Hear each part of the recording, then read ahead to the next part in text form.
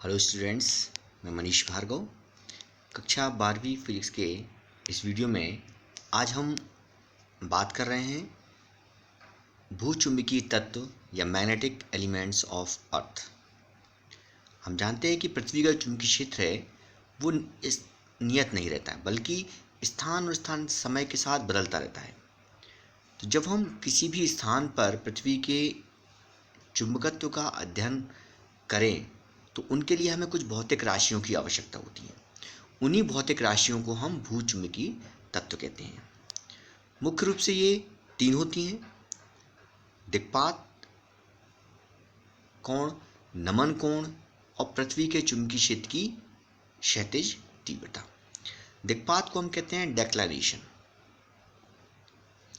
जब हम किसी भी स्थान पर चुंबकीय यामी उत्तर और भौगोलिक यामी उत्तर, यहाँ हम बात करें पहले चुंबकीय यामी उत्तर की। चुंबकीय यामी उत्तर क्या है? पृथ्वी का जो चुंबकीय अक्ष है, चुंबकीय अक्ष से होकर जाने वाला जो ऊर्ध्वाधर तल है, वर्टिकल प्लेन है, वो कहलाता है चुंबकीय यामी उत्तर, मैग्नेटिक मेरिडियन। और भौगोलिक यामी उत्तर क्या है? जो पृथ्वी का भौगोलिक उत्तर दक्षिण ध्रुव है, तो इस भौगोलिक अक्ष जो है उससे होकर जाने वाला जो ऊर्ध्वाधर तल है, वर्टिकल प्लेन है, उसे हम कहते हैं भौगोलिक यामी उत्तर, जियोग्राफिक मेरिडियन। तो दिक्पात वास्तव में एक कोण है। और कौन सा कोण है? न्यून कोण है। कि जब हम किसी भी स्थान पर चुंबकीय यामी उत्तर और भौगोलिक यामी उत्तर के बीच न्यून कोण ज्ञात करते हैं, तो वही जो न्यून कोण है, उस न्यून कोण को उस स्थान का चुंबकीय दिक्पात या केवल दिक्पात कहते हैं। इसका मान स्थान स्थान पर बदलते रहता है। इसे हम डी से प्रदर्शित करते हैं और कुछ जगह इस पर हम फाई से भी प्रदर्शित करते हैं। तो सीधा सा अर्थ ये हुआ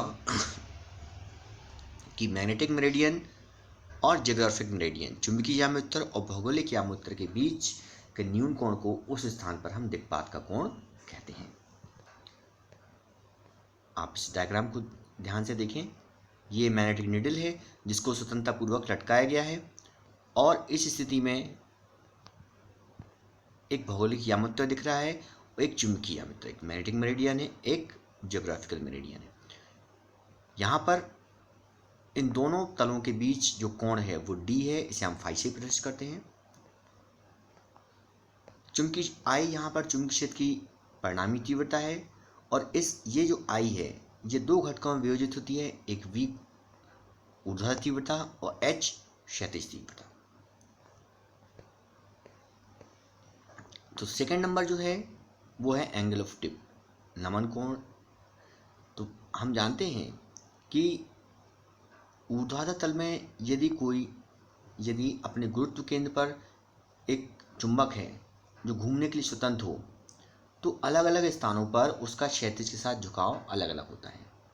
इसी झुकाव को हम नमन कोण कहते हैं।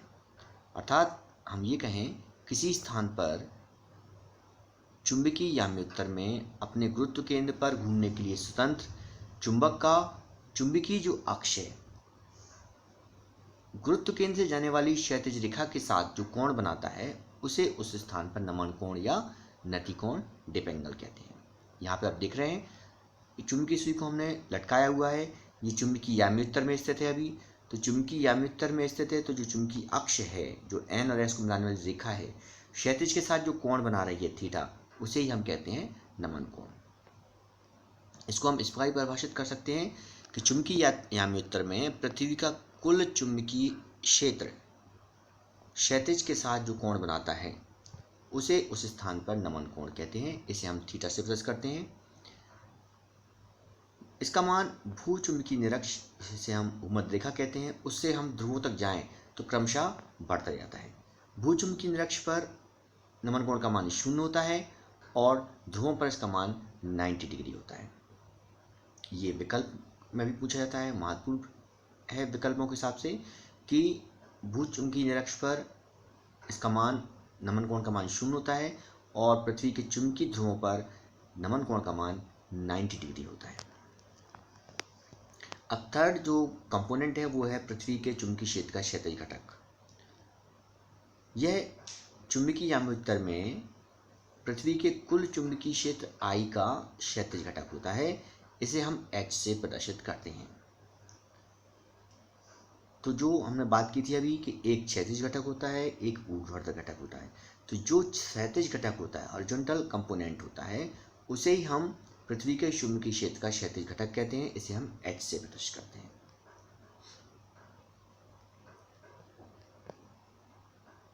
तो इस प्रकार ये कुछ मौलिक राशियां हो गई पृथ्वी के I, H, V और थीटा। ये सब भूचुंबकीय तत्व हैं और इनकी भूचुंबकत्व की मौलिक राशियां हैं। इनमें से किसी दो कुछ राशियों के मान ज्ञात करने पर हम अज्ञात राशियों के मान भी ज्ञात कर सकते हैं। अब हम आइए देखते हैं relation between H v theta. Question इसी प्रकार बनता है आपका कि भूचुंबकीय तत्व किसे कहते हैं, इनके नाम लिखिए और तथा इनमें संबंध स्थापित कीजिए। तो आइए हम उनका संबंध देख लेते हैं। डायग्राम आपका वही रहेगा जो हमने वही बात की थी, जिस डायग्राम की, इसमें वी एच आई तीनों प्रदर्शित हैं और साथ में थीटा प्रदर्शित है। तो मान लीजिए किसी स्थान पर पृथ्वी के चुंबकीय क्षेत्र I का क्षैतिज घटक H और ऊर्ध्वाधर घटक V है। यदि उस स्थान पर हम चुंबकीय यामी में घूमने के लिए स्वतंत्र एक चुंबकीय सुई मैग्नेटिक निडल ले लें और उसको स्वतंत्र को लटका दें, तो वह चुंबकीय क्षेत्र I की दिशा में ठहरेगी। और यदि उस स्थान पर नमन कोण थीटा है, तो आप यहाँ इस डायग्राम को देख लें। मैग्नेटिक निडल है NS और इसको हम जब स्वतंत्र को लटकाया गया है तो ये मैग्नेटिक चुंबकीय यामित्र में ठहरी हुई है। ये NS से जाने वाला जो अक्ष है, इस पर हमें I मिलेगा और I को हम दो घटकों में वियोजित करते हैं, H और V में। तो I और H के बीच जो कोण होगा वही थीटा होगा, नमन कोण होगा, डिप एंगल होगा। तो अब यहाँ पर हम देख रहे हैं कि यहाँ पर इस आयताकार जो हमें आकृति मिली है, इसको हम देखें, इसमें समकोण त्रिभुज बन रहा है, समकोण त्रिभुज बन रहा है। तब जब हम I को दो घटकों में विभाजित करेंगे, एक क्षैतिज दिशा में एक ऊर्ध्वाधर दिशा में, तो जब हम घटक निकालेंगे तो H बराबर हो जाएगा I cos थीटा और ऊर्ध्वाधर घटक V बराबर I sin थीटा। या आप इस प्रकार से कर सकते हैं, पहले इसमें हम cos थीटा निकालें, तो cos थीटा निकालेंगे तो cos थीटा में आधार बटे कर्ण, आधार को H और कर्ण को I मान लेंगे हम।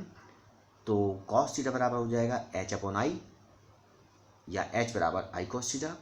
जब इसी ट्राइंगल में हम sin थीटा निकालेंगे तो sin थीटा में होता है परपेंडिकुलर अपॉन हाइपोटेनस, लंब बटे आधार, जहाँ लंब V के बराबर होगा और कर्ण I है, तो sin थीटा इक्वल टू होगा V अपॉन I या हमें ऊर्ध्वाधर घटक मिलेगा V equal to I sin theta. समीकरण 1 में 2 से हम भाग दे दें तो V upon H equal to I sin theta upon I cos theta, ये I से I कैंसिल होगा, tan थीटा मिल जाएगा। तो V upon H equal to tan theta या tan theta equal to V upon H, ये एक संबंध प्राप्त हुआ। ये H, V और थीटा में संबंध है। हम इसको समीकरण 1 और 2 को वर्क करके जोड़ दें तो हमें H square plus V square equal to मिलेगा I square cos square theta, I square sine square theta. I square common ले लेंगे तो cos square theta plus sine square theta आ जाएगा और हम जानते हैं कि cos square theta plus sine square theta equal to होता है 1। तो H square plus V square equal to I square हो जाएगा या I equal to under root H square plus V square. ये H, V, I और I में relation है। तो इस प्रकार हम भूचुंबकीय तत्व क्या हैं और उनमें परस्पर संबंध क्या है, ये एक महत्वपूर्ण प्रश्न है। यहाँ तक हम इसको कंप्लीट कर सकते हैं। कुछ स्पेशल कंडीशंस हम देखें कि चुंबकीय विषुवत रेखा पर या चुंबकीय निरक्ष पर थीटा बराबर होता है वहाँ पर 0। जब थीटा बराबर 0 होगा तो हमें V इक्वल टू 0 मिल जाएगा, अर्थात चुंबकीय निरक्ष पर ऊर्ध्वाधर घटक 0 होता है और इस स्थिति में I बराबर H होता है। तो हम कह सकते हैं कि चुंबकीय निरक्ष पर ऊर्ध्वाधर घटक 0 होता है तथा पृथ्वी का कुल चुंबकीय क्षेत्र जो है उसके क्षैतिज घटक के बराबर होता है। जब हम चुंबकीय ध्रुवों पर बात करें तो थीटा बराबर 90 डिग्री होगा। जब थीटा बराबर 90 डिग्री होगा तो tan 90 equal to V upon H, इसमें हम H इक्वल टू 0 मिलेगा क्योंकि इन्फिनिटी निकालेंगे तो इन्फिनिटी इक्वल लिखेंगे हम 1/0, 1/0 क्रॉस मल्टीप्लिकेशन करेंगे तो H इक्वल टू हो जाएगा 0। इसको हम आगे रखेंगे I में तो I बराबर हो जाएगा V तो जब हम चुंबकीय ध्रुवों की बात करते हैं, मैग्नेटिक पोल्स की बात करते हैं, तो वहाँ पर क्षैतिज घटक हॉरिजॉन्टल कंपोनेंट 0 होगा और पृथ्वी का कुल चुंबकीय क्षेत्र है I, वो ऊर्ध्वाधर घटक V के बराबर होगा। तीसरी कंडीशन है थीटा इक्वल टू 45 डिग्री हो, तो हम जानते हैं tan 45 1 होता है, तो V और H आपस में बराबर हो जाते हैं। तो हम कह सकते हैं कि जिस स्थान पर नमन कोण का मान 45 डिग्री हो, उस स्थान पर पृथ्वी के चुंबकीय क्षेत्र का क्षैतिज घटक उसके ऊर्ध्वाधर घटक के बराबर हो जाता है। अब हम कुछ एक सवाल देख लें हम कि किसी स्थान पर चुंबकीय याम्योत्तर में चुंबकीय क्षेत्र का क्षैतिज घटक कौन सा है? h cos थीटा 0.26 है, गॉस एवं नमन कोण 60 डिग्री है। तो हमें चुंबकीय क्षेत्र ज्ञात करना है, तो h बराबर 0.26 जी दिया हुआ है, थीटा इक्वल टू 60, तो हम जानते हैं h इक्वल टू है I cos थीटा, तो इससे I का मान निकालेंगे हम, तो I बराबर मिल जाएगा हमें सॉल्व करने पर, क्योंकि cos 60 का मान होता है 1/2 जब रखेंगे तो 2 पर जाके 26 में 0.26 में मल्टीप्लाई हो जाएगा, तो 0.52 हमें मिल जाएगा, 0.52 हमें मिल जाएगा। किसी स्थान पर पृथ्वी के चुंबकीय क्षेत्र का ऊर्ध्वाधर घटक उसके क्षैतिज घटक का √3 गुना है, तो उस स्थान पर नमन कोण का मान क्या होगा? V इक्वल टू √3h, तो tan theta equal to V/h रखेंगे, तो tan theta equal to √3/h से हमें मिल जाएगा √3, और हम जानते हैं √3 वैल्यू होती है tan 60 की, इसलिए थीटा इक्वल टू 60 डिग्री हमें डिप एंगल प्राप्त हो जाएगा। अब हम देखते हैं मैग्नेटिक प्रॉपर्टीज ऑफ मटेरियल्स कि जो पदार्थ होते हैं वो पदार्थों में जो चुंबकीय गुण पाया जाता है उनके आधार पर हम पदार्थों को वर्गीकृत कर देते हैं, क्लासिफाई कर देते हैं। कुछ पदार्थ ऐसे होते हैं चुंबक की ओर आकर्षित होते हैं, कुछ पदार्थ ऐसे होते हैं चुंबक से प्रतिकर्षित होते हैं, कुछ पदार्थ ऐसे होते हैं चुंबक की ओर बहुत अधिक आकर्षित होते हैं। तो इस आधार पर हम उनको कुछ कैटेगरीज में डिवाइड कर देते हैं। नंबर 1 प्रतिचुंबकीय पदार्थ, नंबर 2 अनुचुंबकीय पदार्थ, नंबर 3 लौह चुंबकीय पदार्थ। तो सबसे पहले हम प्रतिचुंबकीय पदार्थ डायमैग्नेटिक सब्सटेंसेस को देखें। चूँकि पता चल रहा है कि प्रतिचुंबकीय चुंबक का विरोध प्रति हो रहा है, मतलब विपरीत दिशा में जा रहा है, तो हम ये कह सकते हैं कि वे चुंबकीय पदार्थ जो बाह्य चुंबकीय क्षेत्र में रखे जाने पर क्षेत्र की विपरीत दिशा में थोड़ा सा चुंबकित हो जाते हैं, अर्थात चुंबकित तो होंगे लेकिन विपरीत दिशा में चुंबकित होंगे, इसलिए उन्हें प्रतिचुंबकीय पदार्थ कहा गया। जैसे बिस्मथ, तांबा, सीसा, सिलिकॉन, नाइट्रोजन, स्टैंडर्ड STP मतलब स्टैंडर्ड टेम्परेचर एंड प्रेशर, पानी, सोडियम क्लोराइड, हीरा, सोना, पारा, चांदी, ये वो पदार्थ हैं जो चुंबकीय क्षेत्र में रखे जाने पर क्षेत्र की विपरीत दिशा में थोड़ा सा चुंबकित हो जाते हैं। इन प्रश्न जो बनेगा वो इसी प्रकार हो सकता है कि चुंबकीय पदार्थ, अनुचुंबकीय पदार्थ और लौह चुंबकीय पदार्थ को परिभाषित कीजिए उदाहरण सहित।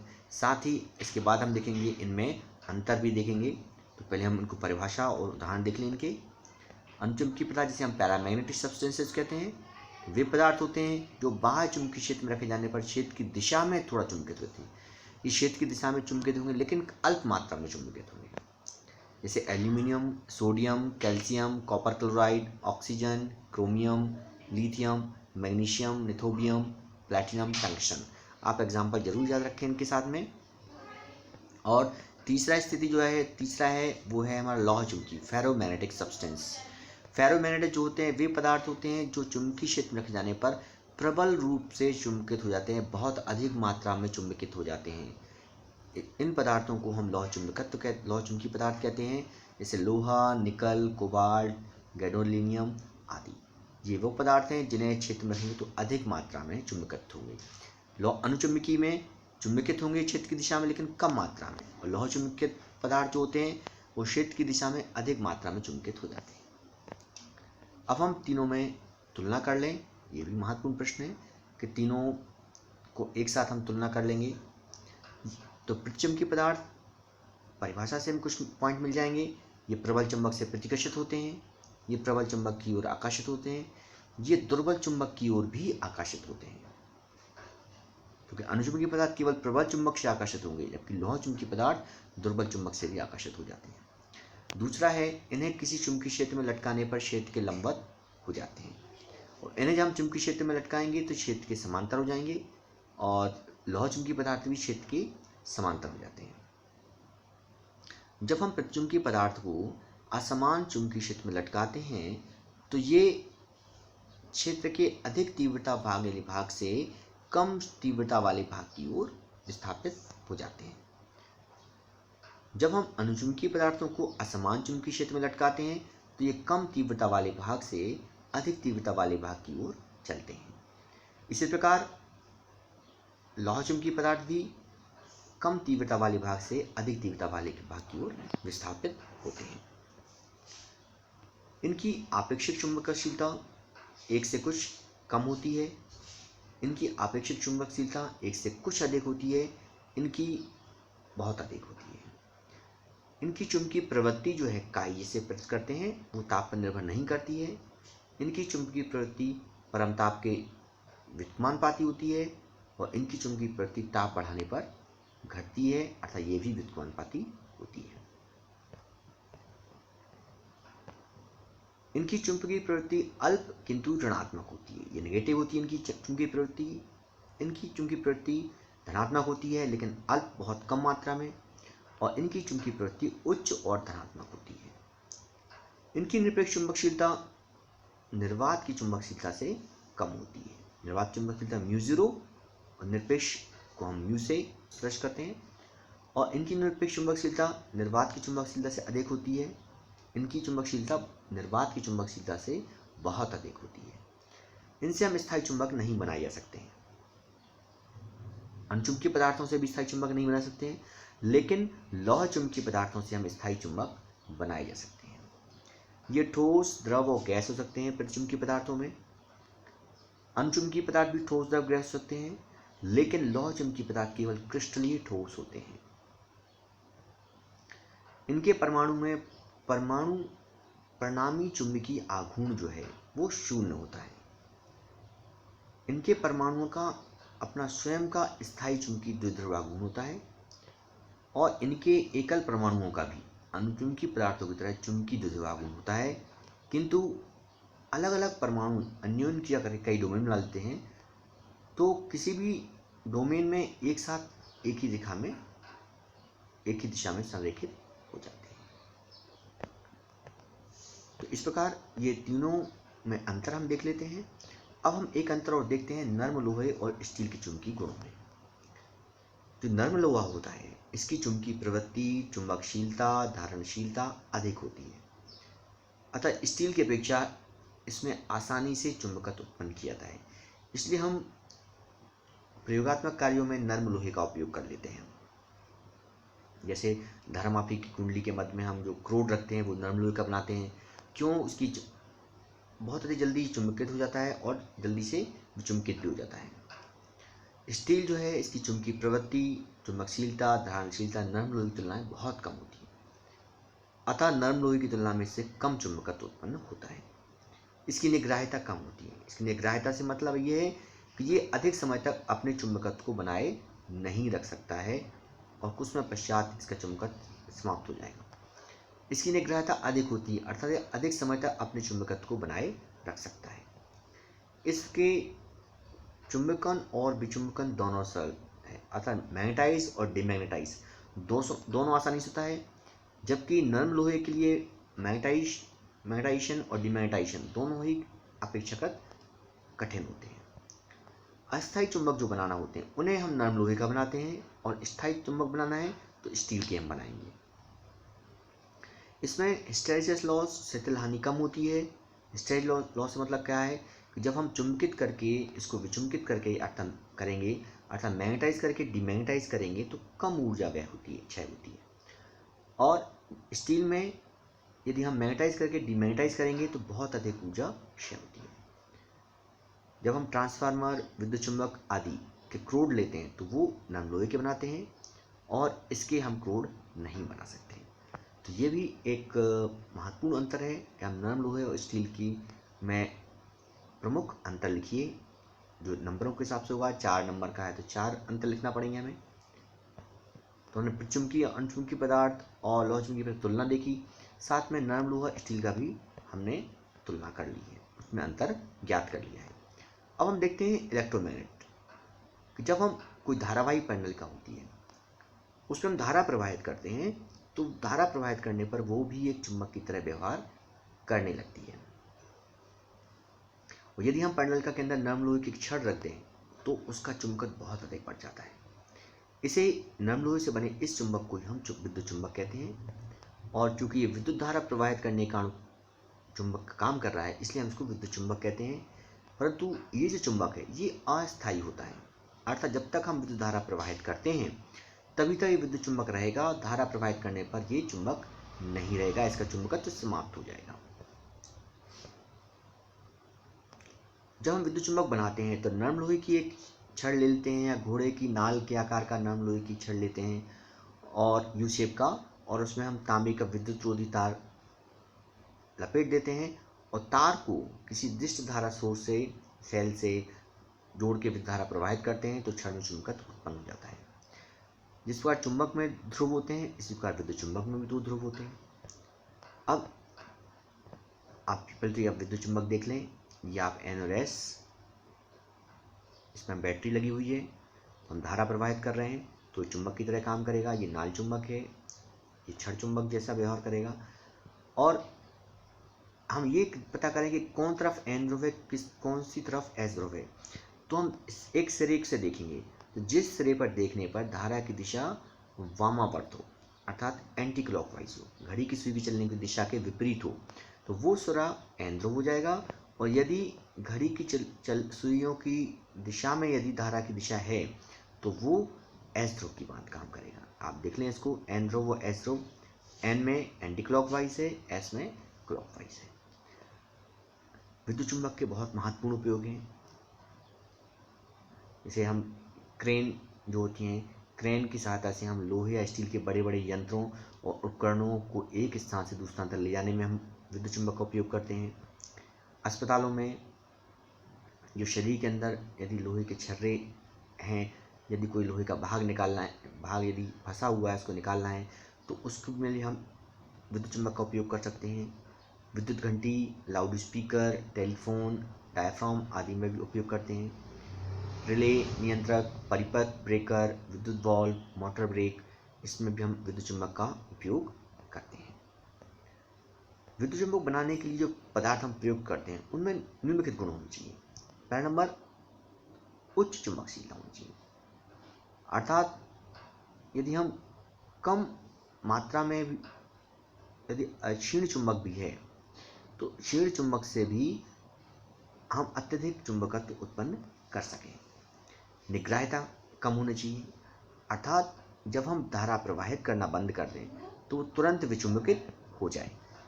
इसकी धारणशीलता भी कम होना चाहिए, अर्थात जब हम विद्युत धारा प्रवाहित कर दें, बंद कर दें, तो तुरंत चुंबकीय क्षेत्र उसका समाप्त हो जाए। इसमें हिस्टेरिकल लॉस, चुंबकीय क्षेत्र हानि भी कम होनी चाहिए, अर्थात चुंबकन और विचुंबकन अर्थात मैग्नेटाइज और डिमैग्नेटाइज करने पर ऊर्जा का क्षय न्यूनतम हो, मिनिमम हो। अब एक और महत्वपूर्ण प्रश्न जो जनरली हम बात करते हैं कि विद्युत चुंबक बनाते समय हम नरम लोहे का ही उपयोग क्यों करते हैं? क्योंकि जब हम बहुत अल्प धारा प्रवाहित करें तब भी नरम लोहा आसानी से चुंबकित हो जाता है, क्योंकि उसकी चुंबकशीलता अत्यधिक होती है। इसकी निग्राह्यता भी कम होती है, अर्थात ये तुरंत आसानी से विचुंबकित हो जाता है। इसकी चुंबकीय प्रवृत्ति अधिक होती है, इसलिए इसे आसानी से चुंबकित भी किया जा सकता है।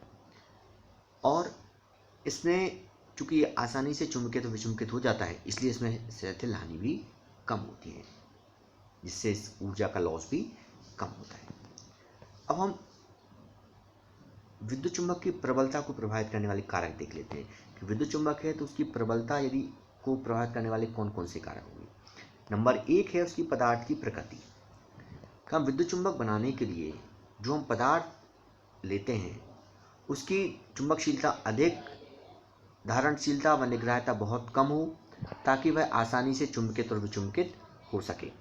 अतः विद्युत चुंबक बनाने के लिए सामान्यतः हम नरम लोहे का प्रयोग करते हैं और म्यूमेटल का भी हम प्रयोग करते हैं।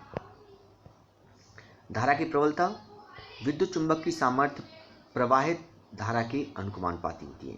जो विद्युत चुंबक की सामर्थ्य है वो प्रवाहित धारा के अनुकमानुपाती होती है, अतः प्रबल धारा प्रवाहित करने पर विद्युत चुंबक शक्तिशाली होगा। जितनी प्रबल धारा प्रवाहित करेंगे विद्युत चुंबक उतना ही अधिक शक्तिशाली होगा। तीसरा नंबर है कुंडली में फेरों की संख्या। जब विद्युत चुंबक की सामर्थ्य जो है वो कुंडली में फेरों की संख्या पर भी निर्भर करती है। यदि फेरों की संख्या अधिक है तो चुंबकीय तीव्रता अधिक होगी और विद्युत चुंबक अधिक शक्तिशाली होगा। ताप के साथ चुंबक का इन्वर्सली प्रोपोर्शनल होता है। ताप यदि हम बढ़ाते जाएंगे तो चुंबकत्व नष्ट होता जाएगा, अतः विद्युत चुंबक का ताप एक निश्चित ताप से कम होना चाहिए, जिसे हम क्यूरी ताप कहते हैं, क्योंकि उसके ऊपर चुंबकत्व नष्ट हो जाएगा। अब हम बात करते हैं यहाँ पे परमानेंट मैग्नेट की, स्थायी चुंबक की। स्थायी चुंबक कौन सा चुंबक कहलाता है? जो कमरे के ताप पर अपने लौह चुंबकीय गुण को बहुत अधिक समय तक बनाए रखे। स्थायी चुंबक में जो पदार्थ प्रयोग करें उसमें निम्नलिखित गुण होना चाहिए। इसकी चुंबकशीलता देखो, दूसरा धारणशीलता देखो, अर्थात यह प्रबल चुंबकीय क्षेत्र उत्पन्न कर सके, आसानी से चुंबकत्व ग्रहण कर सके और प्रबल चुंबकीय क्षेत्र ग्रहण कर सके, उत्पन्न कर सके। इसकी निग्राह्यता अधिक हो ताकि गर्म करने या गिरने पर इसके चुंबकीय गुणों में परिवर्तन आसानी से ना हो, और अन्य चुंबकीय क्षेत्रों को उपस्थिति में इसका चुंबकत्व नष्ट ना हो। सीधा सा अर्थ यह है कि इसकी चुंबकशीलता अधिक होना चाहिए। जो स्थायी चुंबक हो ऐसा पदार्थ हम प्रयोग करें कि यह प्रबल चुंबकीय क्षेत्र उत्पन्न कर सके, और जब हम गर्म करें या गिरने पर इसके चुंबकीय गुणों में आसानी से परिवर्तन ना हो। जब हम अन्य चुंबकीय क्षेत्र की उपस्थिति में इसका चुंबकत्व आसानी से नष्ट ना हो। तो इसको ध्यान रखते हुए हम सामान्यतः स्टील का उपयोग करते हैं जो स्थायी चुंबक बनाने में। हम इसके अलावा कुछ मिश्र धातुओं का भी उपयोग करते हैं, जैसे कोबाल्ट स्टील। इसमें हम कोबाल्ट, टंगस्टन, कार्बन और लोहा का उपयोग करते हैं। एल्निको, जिसमें एल्यूमिनियम, निकेल, कोबाल्ट, तांबा और लोहा का मिश्र धातु होता है। एक एल्कोमैक्स होता है, एक टेकोनल, TiCONiAl। तो स्थायी चुंबक बनाने के लिए हम जो पदार्थ प्रयोग करते हैं उनमें शैथिल्य हानि अधिक होती है, अर्थात उसमें ऊर्जा का क्षय ज़्यादा होता है। परंतु इस हानि का कोई महत्व इसलिए नहीं होता क्योंकि जो परमानेंट मैग्नेट होता है उसके चुंबकत्व के चक्र से गुजरना नहीं पड़ता है। यह हमें पता है कि नरम लोहे की धारणशीलता की अपेक्षा चुंबक स्टील है उसकी धारणशीलता कम होती है। फिर भी स्थायी चुंबक बनाने में स्टील का उपयोग करते हैं क्योंकि इसकी निग्राह्यता अधिक होती है, अर्थात यह अधिक समय तक अपने अंदर चुंबकत्व को बनाए रखता है। अब हम विद्युत चुंबक और स्थायी चुंबक में अंतर देख लेते हैं। विद्युत चुंबक, इसे हम आसानी से विचुंबित कर सकते हैं क्योंकि धारा प्रवाहित बंद कर देंगे, विद्युत चुंबक अपना चुंबकत्व खत्म हो जाएगा। स्थायी चुंबक इसे आसानी से विचुंबित नहीं कर सकते हैं। इसकी चुंबकीय क्षेत्र की तीव्रता को आसानी से बदला जा सकता है। इसकी चुंबकीय क्षेत्र तीव्रता नियत होती है, इसे बदला नहीं जा सकता।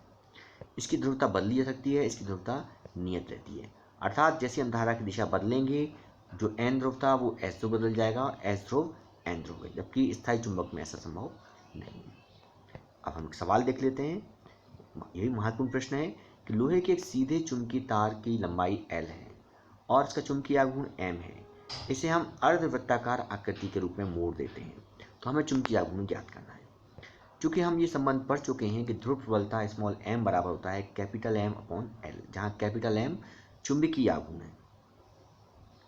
चूंकि इसे अर्धवृत्ताकार आकृति में इस प्रकार मोड़ा गया है, तो अर्धवृत्ताकार आकृति में जो L होगा वो अर्धवृत्त की परिधि के बराबर होगा। अर्धवृत्त यदि हम त्रिज्या इसकी r मान लें तो अर्धवृत्त की परिधि कितनी होगी, पाई r, अर्थात L बराबर हो जाएगा पाई r, क्योंकि हम पूरे वृत्त की परिधि होती है 2 पाई r, अर्धवृत्त की परिधि पाई r हो जाएगी, तो पाई r इक्वल टू L, अतः r बराबर हो जाएगा L अपॉन पाई।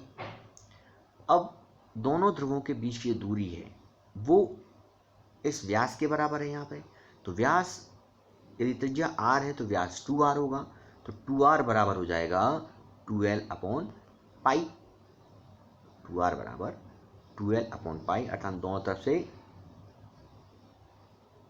L से हमने 2 से मल्टीप्लाई कर दिया। तो इस प्रकार हमें जो नया चुंबकीय आघूर्ण मिल जाएगा वो m डैश बराबर होगा m इंटू 2r, क्योंकि कैपिटल M बराबर है स्मॉल m इंटू L। जब हमने इसको अर्धवृत्ताकार आकृति मोड़ दिया तो नया चुंबकीय आघूर्ण हो जाएगा m डैश बराबर m इंटू 2r। तो m/L इंटू 2L/पाई, तो इससे हम देख रहे हैं कि हमें मिल जाएगा 2L से L कैंसिल होगा तो 2m/पाई। तो इस प्रकार जब हम किसी m चुंबकीय आघूर्ण वाले तार को हम अर्धवृत्ताकार में आकृति मोड़ दें तो उसका नया चुंबकीय आघूर्ण हो जाएगा 2m/पाई। एक सवाल हम और देखते हैं। 5 सेंटीमीटर लंबाई के छड़ चुंबक के केंद्र से 50 सेंटीमीटर की दूरी पर एक बिंदु स्थित है और विषुवतीय एवं अक्षीय स्थितियों के लिए चुंबकीय क्षेत्र का प्रकलन करना है। विषुवतीय मतलब निरक्षीय स्थिति में या लंबवर्धक पर, अक्षीय स्थिति में एक्सियल पोजीशन में। तो छड़ चुंबक का चुंबकीय आघूर्ण हमें दिया है, तो R बराबर यहाँ पर दिया है 55 सेंटीमीटर, तो इसको हम मीटर में कन्वर्ट करेंगे तो 0.50 मीटर हो जाएगा। M बराबर 0.40 एम्पियर मीटर स्क्वायर। अब निरक्षीय स्थिति में हम जानते हैं बी निरक्षीय μ0.4 पाई m/r³। ये हम पहले ही एक्सियल और ब्रॉड साइड ऑन पोजीशन में हम ये बी का मान निकाल चुके हैं। तो बी निरक्षीय जो होगा μ0.4 पाई m/r³। μ0.4 पाई की वैल्यू होती है 10⁻⁷। जब हम 10⁻⁷ रखेंगे तो m का मान 0.40 और 0.50 को घात 3 हो जाएगा, तो 3.2 10⁻⁷ टेस्ला हमें मिल जाएगा।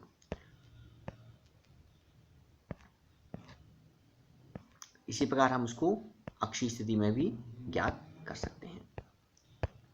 अब एक छोटा छड़ चुंबक लें और इसका अक्ष एक समान बाह्य चुंबकीय क्षेत्र के साथ 30 डिग्री कोण पर झुका हुआ है और 4.5 10⁻²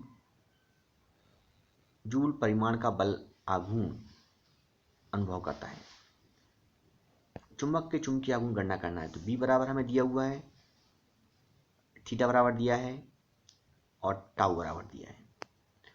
अब हमें टाउ बराबर mb साइन थीटा, हमें जो फॉर्मूला पता है tau equal to mb sine theta, तो इससे m बराबर निकालेंगे तो tau upon b sine theta हो जाएगा। हम यहाँ पे साइन 30 की वैल्यू 1/2 रखेंगे और सारी वैल्यू रखने पर हमें 0.36 जूल प्रति टेस्ला हमें ज्ञात हो जाएगा। तो इस प्रकार आज हमने भूचुंबकीय तत्व, उनमें संबंध, साथ साथ हमने चुंबकीय पदार्थों के चुंबकीय गुणों के आधार पर उनका वर्गीकरण देखा और नरम लोहा, स्टील, इनमें अंतर देखा और साथ ही कुछ न्यूमेरिकल्स भी हमने यहाँ पे किए हैं। आशा है आपको ये वीडियो अवश्य पसंद आएगा। अगले वीडियो में हम अगला टॉपिक लेकर फिर उपस्थित होंगे। तब तक के लिए